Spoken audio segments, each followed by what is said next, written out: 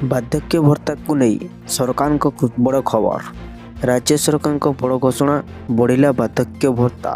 ଏଣିକି ପାଇବେ କେତେ ଟଙ୍କା ମିଳିବ ତାହା ସବୁ ସମ୍ପୂର୍ଣ୍ଣ ଖବରଟି ଏହି ଭିଡ଼ିଓ ମାଧ୍ୟମରେ ପାଇପାରିବେ। ତେଣୁ ଭିଡ଼ିଓଟିକୁ ପ୍ରଥମରୁ ଶେଷ ପର୍ଯ୍ୟନ୍ତ ଦେଖନ୍ତୁ ଏବଂ ଭିଡ଼ିଓଟିକୁ ଲାଇକ୍ କରି ଚ୍ୟାନେଲଟିକୁ ସବସ୍କ୍ରାଇବ୍ କରିଦିଅନ୍ତୁ।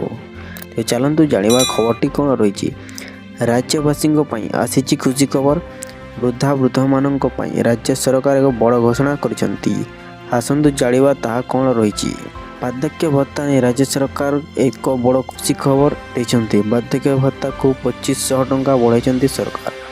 ଦିଲ୍ଲୀର ସରକାର 80,000 ବୃଦ୍ଧଙ୍କ ପାଇଁ ଏହି ନୂଆ ବାର୍ଦ୍ଧକ୍ୟ ଭତ୍ତା ବ୍ୟବସ୍ଥା ଆରମ୍ଭ କରିବାକୁ ଯାଉଛନ୍ତି, ଯାହା ଖୁବ୍ ଶୀଘ୍ର ଲାଗୁ ହେବ।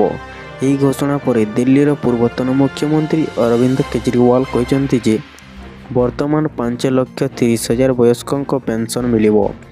ସେ ଆଉ ଯେଉଁଆଡ଼େ ଯାଉଥିଲେ ବୃଦ୍ଧମାନଙ୍କ ଭତ୍ତା ପାଇଁ ଦାବି କରୁଥିଲେ, ଏହାକୁ ଦିଲ୍ଲୀ ସରକାର ଲାଗୁ କରିଦେଇଛନ୍ତି। ଏହା ଲାଗୁ ହେବା ପରେ ଗତ 24 ଘଣ୍ଟା ମଧ୍ୟରେ 10,000 ଆବେଦନ ଆସିଛି। ତେଣୁ ଏହାକୁ ବିଚାର କରାଯାଇ ସେମାନଙ୍କୁ ଏହି ଯୋଜନାରେ ସାମିଲ କରାଯିବ।